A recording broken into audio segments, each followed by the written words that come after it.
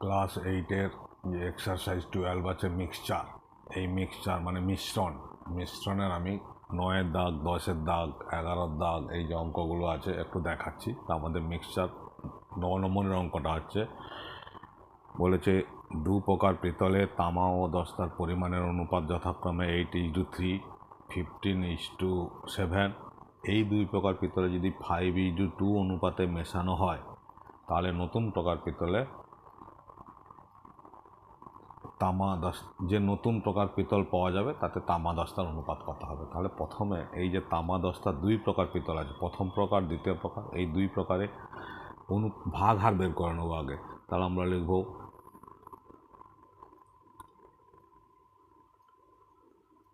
প্রথম প্রকারে তামা ও দস্তার অনুপাত, প্রথম প্রকারে তামা দস্তার অনুপাত দেওয়া আছে 8:3। তাহলে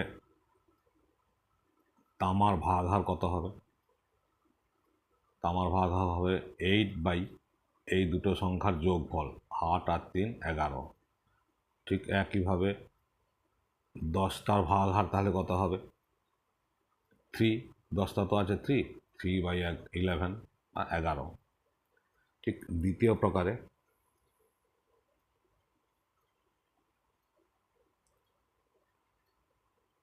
প্রকারে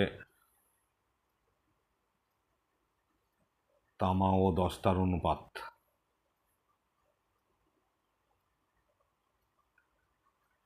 কি দেওয়া আছে? 15:7। তাহলে এখানেও সেই তামার ভাগ হার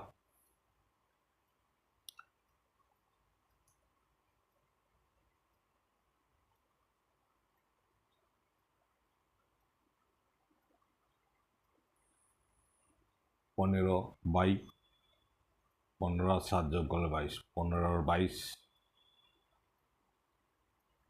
দস্তার ভাগ হার 7/22। আমরা ভাগ হার বের করে নিলাম। এবার বলেছে ওই দুই প্রকার পিতলে 5:2 অনুপাতে মেশালে, তাহলে প্রথম যে ভাগ হারটা ছিল এর সঙ্গে 5 মেশাতে হবে, এর সঙ্গে 2 মেশাতে হবে। তাহলে 5:2 অনুপাতে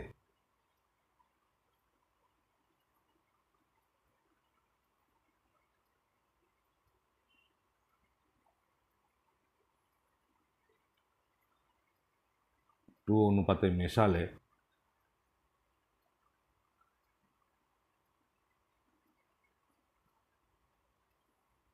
তামা হবে 8/11 ইন্টু 2, তার মানে 16/11। না, এটাতে প্রথমে তো 5:2 বলেছে, তাহলে 5:2 অনুপাতে 5 দিয়ে 5/8 40/11। ঠিক একইভাবে দশটা হবে 3/11 ইন্টু 5, তার মানে 15/11। ঠিক আছে। এবার আবার একইভাবে দ্বিতীয় প্রকারে এই অনুপাতে মেশালে, এই 5:2 অনুপাত বলেছে, তাহলে দ্বিতীয় প্রকারে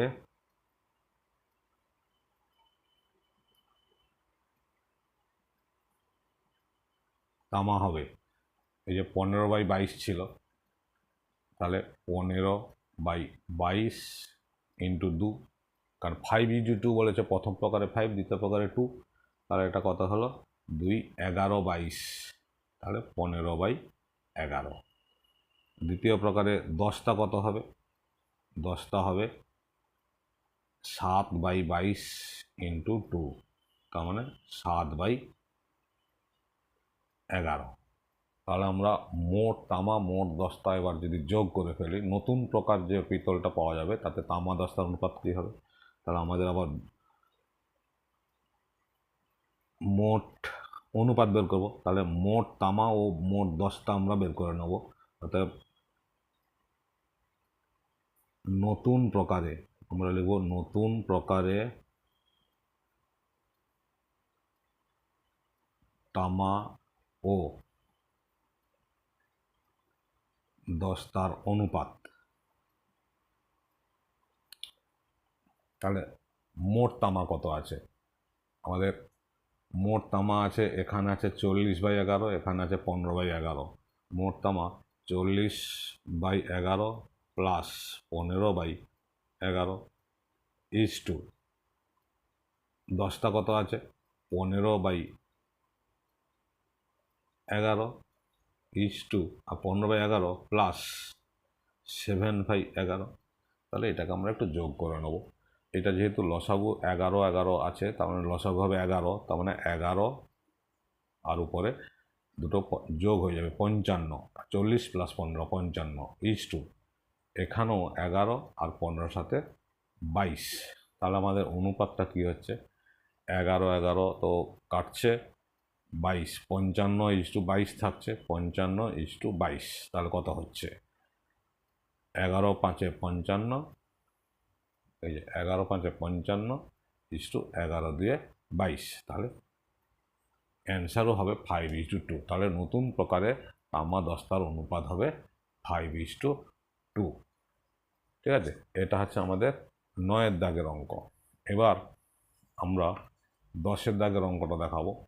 একইভাবে ওই অঙ্কটাতে বলেছিল 5:2 অনুপাতে মেশালে, আর এখানে বলেছে কি অনুপাতে মেশালে। এই যে কি অনুপাত জানতে চাইছে, কি অনুপাত মানে আমাদেরকে ধরে নিতে হবে x:y অনুপাত। তাহলে আমি সেই দুটো প্রথম প্রকার আর দ্বিতীয় প্রকার ক্রোমিয়াম আর স্টিলের ভাগাহার বের করে নেব। তাহলে এখানেও ঠিক একইভাবে লিখব, প্রথম প্রকারে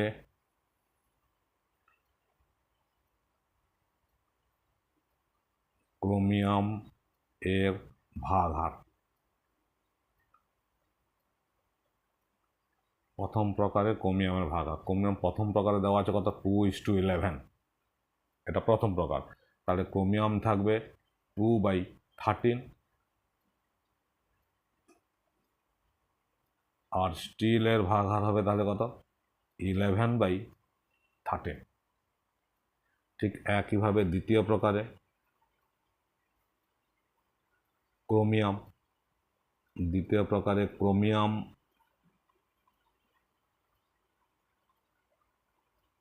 এর ভাগাহার কত হচ্ছে? এটা দ্বিতীয় প্রকার আছে 5:21। তাহলে 5 এই দুটোর যোগফল মানে 26। স্টিলের ভাগাহার তাহলে কত হবে?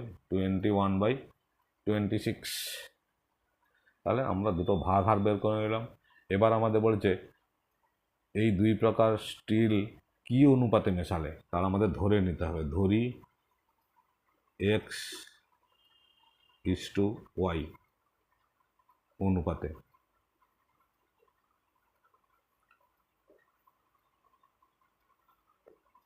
মেশানো হলো। তাহলে এবার সেই প্রথম প্রকারে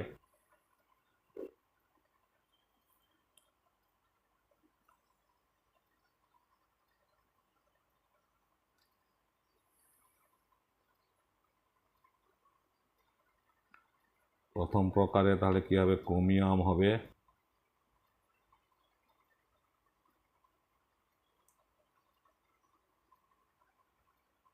2/13 ইন্টু এক্স,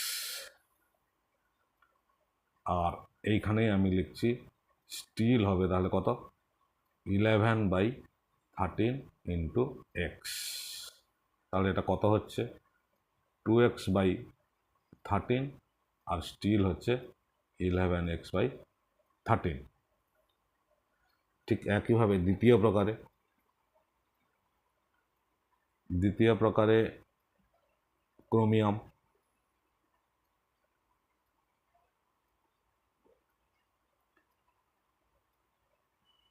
হবে, দ্বিতীয় প্রকারে 5/26 আছে ক্রোমিয়াম, তাহলে 5/26 ইন্টু ওয়াই। তাহলে কত হলো? 5y/26, আর স্টিল হবে 21/26 ইন্টু ওয়াই। তাহলে কত হলো? 21y/26। ঠিক আছে, এবার বলেছে কি অনুপাতে মেশালে নতুন স্টেনলেস স্টিলে ক্রোমিয়াম ও স্টিলের অনুপাত এইটা হবে। তাহলে আমাদের অনুপাত দেওয়া আছে মানে ভাগ। তাহলে আমরা শর্তানুসারে লিখে দেবো একেবারে।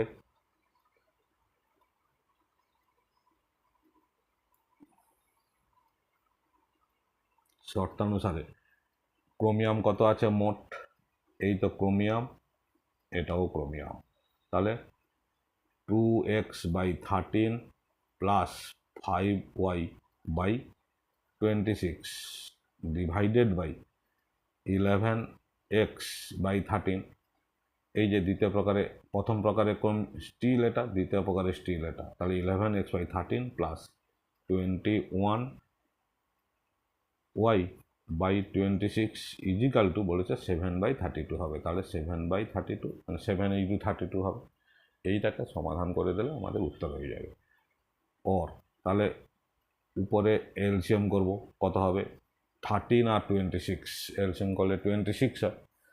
তাহলে 13 2 দা 26 2 to the 4x plus 5y, নিচেও ঠিক একইভাবে 26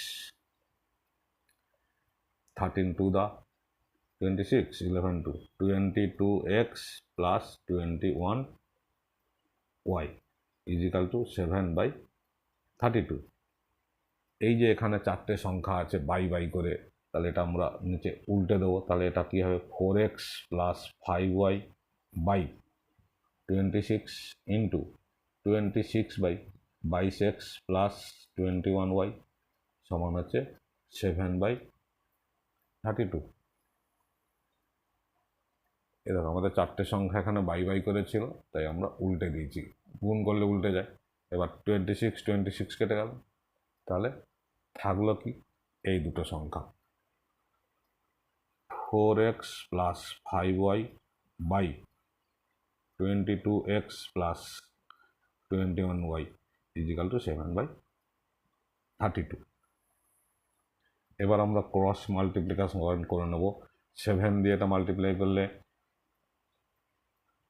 7 2 14, 7 2 14 1 15, 154x প্লাস 7 1 7, 7 2 14 147y সমান 32 4 128।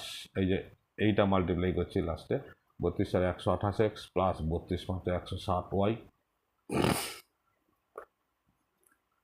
154x minus 128x equal to 160y minus 147y। Sign change যেমন সমাধান আমরা করি, মাইনাস 147 ছিল, এপাশে চলে আসলো, প্লাস ছিল এপাশে মাইনাস হয়ে গেল। তাহলে এটাকে সাবট্রাক্ট করলে আমাদের কি দাঁড়াচ্ছে, 14 থেকে 8 গেলে 6, মানে 26x ইজিক্যাল টু আমাদের হচ্ছে 26x ইজিক্যাল টু 13y। এবার অনুপাত বার করতে হবে, তাহলে আমরা লিখব x/y সমান হচ্ছে 13/26। এই যে গুণ করে দেখে নাও, 26x কোনাকুনি 13y, তাহলে 13 একে 13, 13 দিয়ে 26। তাহলে অতএব আমরা অ্যান্সারটা লিখতে পারবো x/y সমান হচ্ছে 1:2। ব্যাস, তাহলে কী অনুপাতে মেশাতে বলেছিল আমরা সেটা পেয়ে গেছি, 1:2 অনুপাতে 1:2 অনুপাতে মেশাতে হবে। ঠিক আছে, এইভাবে আমি দুটো অঙ্ক দেখালাম। আর একটা, এই যে কোশ্চিন নম্বর 11, এই কোশ্চিন নম্বর 11-এর অঙ্কটা যেটা বলেছে, এই দাদা এটা আবার একটু নতুন টাইপ বলতে, এই যে বলেছে এক পাত্রে শরবতে 5:2 অনুপাতে সিরাপ ও জল মেশানো আছে, ওই শরবতের কতটুকু অংশ তুলে নিয়ে তার পরিবর্তে সমপরিমাণ জল ঢালে সিরাপ ও জলের পরিমাণ সমান হবে। তাহলে আমরা কি করব, এখানেও সেই শরবত আছে, শরবতের মধ্যে সিরাপ আর জল আছে। তাহলে আমরা প্রথমে বের করব সিরাপ ও জলের অনুপাত। সিরাপ ও জলের অনুপাত দেওয়া আছে 5:2। ঠিক একইভাবে সিরাপের ভাগহার,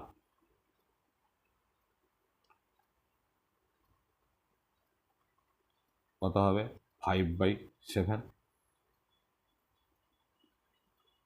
জলের ভাগহার হবে 2/7। তাহলে ভাগহার করে গেল। এবার আমাদের বলছে যে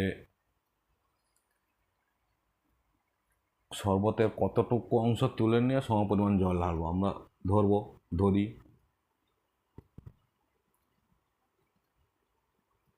শরবতের এক অংশ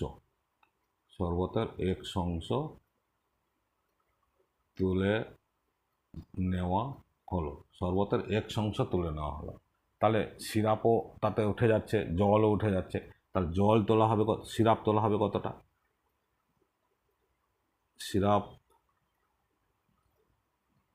সিরাপ তোলা হলো 5/7 ইন্টু এক্স। তাহলে কী হচ্ছে 5x/7।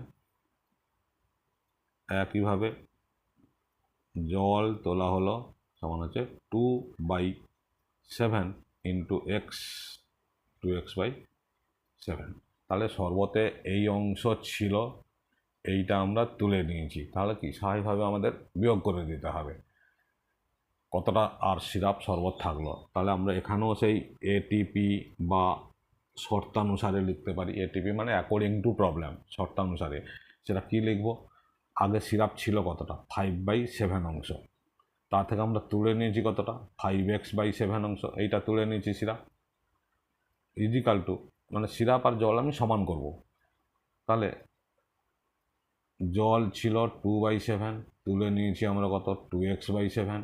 এবার বলেছে যতটা অংশ শরবত তুলে নিয়েছিলাম ঠিক সমপরিমাণ জল ঢালা হয়েছে। তার সমপরিমাণ জল মানে আমরা এক্স পরিমাণ শরবত তুলে নিয়েছিলাম, এক্স পরিমাণ জল ঢেলে দিলাম। এইটা আমাদের সমাধান করলে কিন্তু আশা করছি উত্তরটা চলে আসবে। তাহলে আমরা এখানে কি করব? 5/7, এপাশে +2/7 আছে, তাহলে -2/7 equal to x minus 2x/7, আর এপাশে -5x আছে, এটা +5x/7। এবার এটাকে যোগ বিয়োগ করব, লসাগু হবে 7, 5 - 2 ইজিক্যাল টু এখানেও লসাগু 7 হবে, এখানে 1 আছে, তার মানে 1 7 7, 7x মাইনাস 2x প্লাস